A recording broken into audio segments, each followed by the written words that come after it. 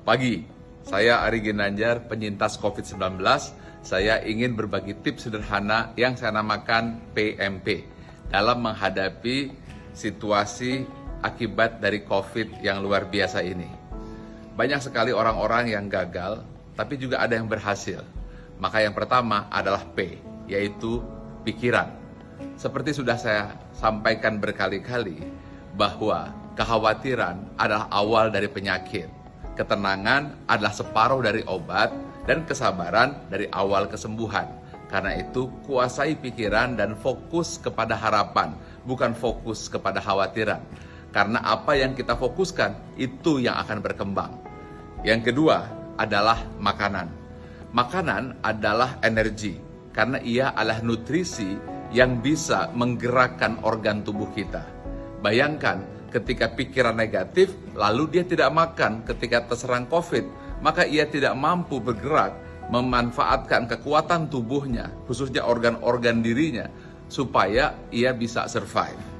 Nah, karena itu makanan itu adalah kunci yang harus kita jaga. Apapun yang terjadi tetap makan. Saya tahu ketika demam tentu kita tidak mau makan, itu saya alami. Kemudian mulut pun tidak bisa merasa, hidung juga tidak bisa mencium. Nah, pada saat itu mungkin kita malas makan. Ini yang berbahaya. Karena itu kita harus mau makan. Kita harus mau memberikan nutrisi agar kita punya energi sehingga nanti akhirnya menggerakkan organ-organ pada tubuh kita. Kita bisa membayangkan kan, kalau seandainya pikirannya negatif lalu tidak ada energi, ini yang membuat mereka jadi drop. Nah, yang ketiga yang penting adalah P, pernapasan. Ketika kita terkena COVID, kita akan tersengal-sengal. Mengapa? Karena paru-paru kita terjadi inflamasi atau peradangan. Dan ketika di ronsen, itu yang putih-putih itu.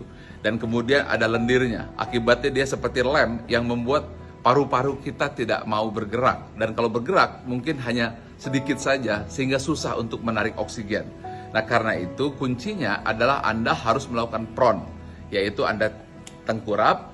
Dan ketika tidur tengkurap, maka Anda menggunakan bantal di sini dan pada saat itu akan memudahkan untuk mengalirkan oksigen yang membuat Anda bisa bernafas kembali. Silakan Anda cari di YouTube apa yang disebut PRON itu. Nah, di situ dijelaskan.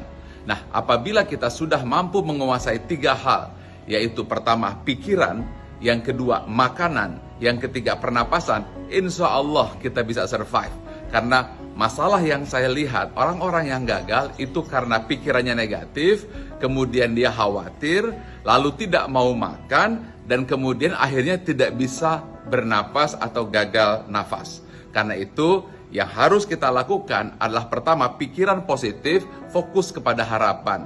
Makanan dijaga, pelihara nutrisi agar punya energi. Dan yang ketiga adalah jaga pernapasan kita. Pagi.